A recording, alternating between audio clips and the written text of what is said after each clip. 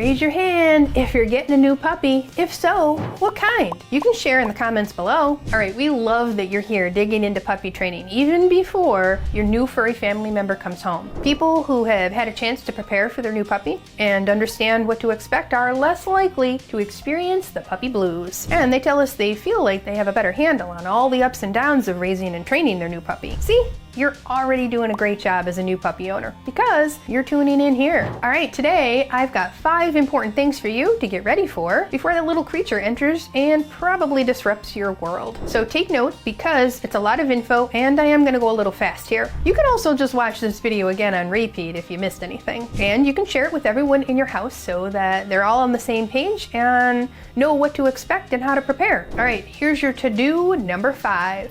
Get a few, not a lot, of essential supplies. So I'm gonna suggest you get a food and water bowl. Your puppy might not need a food bowl because a lot of puppies like to eat off a rubber mat, a snuffle mat, or through some training or even an enrichment exercise. But a water bowl, that's a must. You also have to buy an adaptable diffuser. Now this is a pheromone that's similar to the one the mama dog gives off. You can plug it in a week or so before your puppy comes home and it'll be more effective that way. Some of my students get 2 adaptals. One for the room where the puppy hangs out when he's awake, and one for the area where the crate is located. Don't worry, these diffusers do not produce any smell that's detectable by human noses. I did put a link to the adaptil that I used below for your shopping convenience. You'll need to get or bring home some of the food that the breeder or rescue used. Don't switch to new food right now if you don't have to. Switching to any new food should really be done slowly over a few weeks. Likewise, if your puppy has had any treats from the breeder or rescue,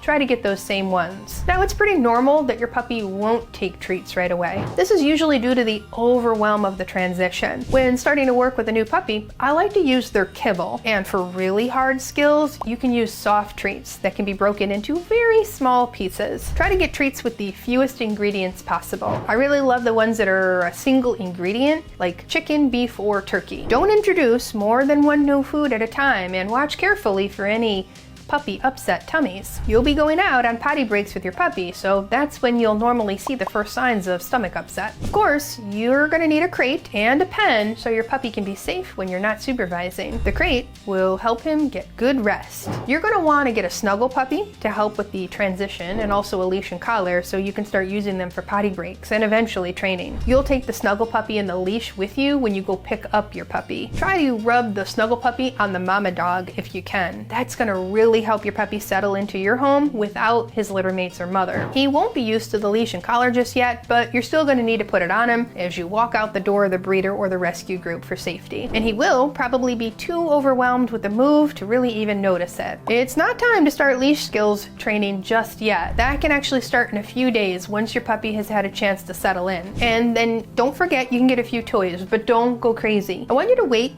until you get to know your puppy more, and then you can see what he likes and what he doesn't really play with. You'll want a few different chew options as well. Now, I like the Puppy Kong and Westpaw Topple products because you can put a few things in them that the puppy has to lick out, and they're durable and they're soft for puppy teeth. Now, as your puppy gets to adult teeth, you can then graduate to normal or heavy duty Kongs. Finally, you're gonna need a few grooming supplies like a brush, shampoo, and some nail clippers. Now, you don't wanna start using those until you've had a chance to desensitize them, however. I do have a video for you to watch when you're ready to start that process. You'll learn that I have a video for just about everything on this channel. And if I don't have a YouTube video for it, well, it's probably covered in my online course. So your next to do is to puppy-proof your home. Now, puppies are low to the ground and curious about everything. So be sure to block off access to cords, secure outlets to prevent chewing and any electrical hazards. Keep cleaning supplies, medications, and small ingestible items out of your puppy's reach. Unplug any kind of air fresheners or refrain from using scented candles. And you're probably going to need to block off access to the furniture or other personal items. Plants smell really interesting to puppies, so you'll definitely want to do a little reorganization to keep all plants high and away from curious puppies. Now, I know this sounds foolish, but if you can, crawl around on your hands and knees because you're going to be able to see what your puppy will have access to. Preventing your puppy from chewing on things that he shouldn't have is really important for teaching him to chew on appropriate toys and not cords or furniture or rugs. As you know, a crate is an important part of keeping your puppy safe when you're away from home, but also very important for helping him get good rest for naps and at night. If you haven't bought a crate yet,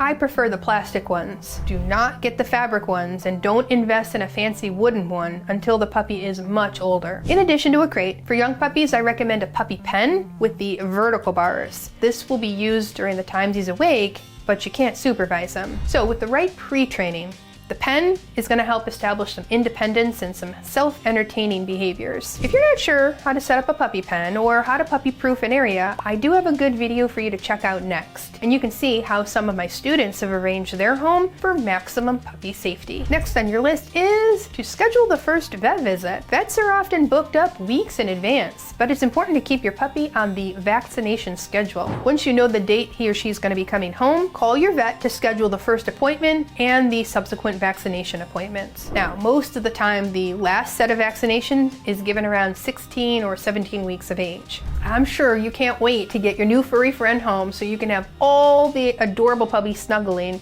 that we all love. Puppy snuggling is good and healthy, but don't forget to get the puppy out into the world in a positive way. Once he's settled into your home, you can begin positive exposure to new things. Start with things in your home that your puppy might not have a familiarity with, like winter coats, ski masks, crutches. You can even pull out kids' sport equipment or kitchen gadgets that are new and different. Take this time to think about how to expose your puppy to positive new sounds like the blender, the vacuum cleaner, the doorbell, the lawnmower, smoke alarm, and more. Not sure how to go about that kind of training? I got you covered in this video. So as your puppy is more comfortable and stress-free around these new things at home, then you can start to plan outings where he's getting used to new things out in the world. Remember, this training is meant to help him feel confident around new things. So the training has to be positive in order to be beneficial. You can start to make a list of dog-friendly places in your community, but hold off on taking your puppy there until he's ready and your socialization training indicates that he would succeed in those places. Another benefit to planning ahead for your puppy is that you can line up extra help. Raising a puppy is pretty time-consuming. It's sort of like a part-time job, but you don't have control over the hours. You have to go to work when the puppy indicates a need. It won't always be this way, but young puppies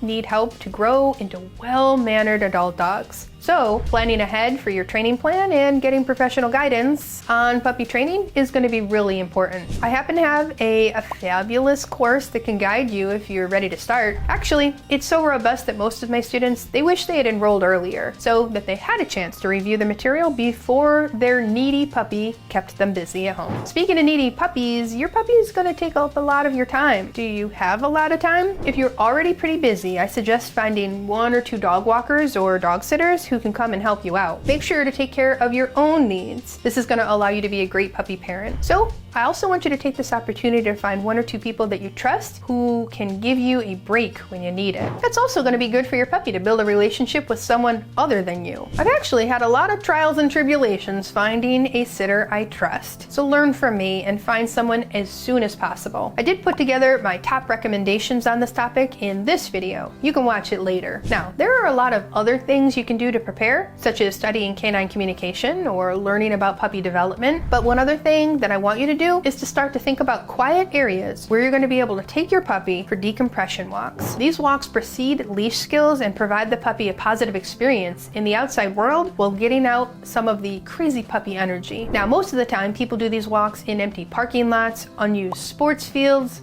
cemeteries, or schools on the weekend. So as you're doing your errands before your puppy comes, start to notice the areas that would be good for these kind of quiet, relaxing walks. I'm sure you're super excited to get this puppy home, but hopefully, with all of the things I've given you today, the waiting time will fly by. And by the time your puppy comes home, you're gonna be well prepared. That's a win-win situation. Now, your very last to do is to go check out my free digital new puppy starter kit. Now, this is a kit that you're gonna need to have when your puppy first comes home. You're gonna get a sample schedule for an 8-week-old puppy, an important lesson on puppy socialization, and your first training game. It's free, and the link is below, so go check it out now. All right, this is your favorite online dog trainer and new puppy expert, Michele Lennon, and the How to Train a Dream Dog team, signing off for today.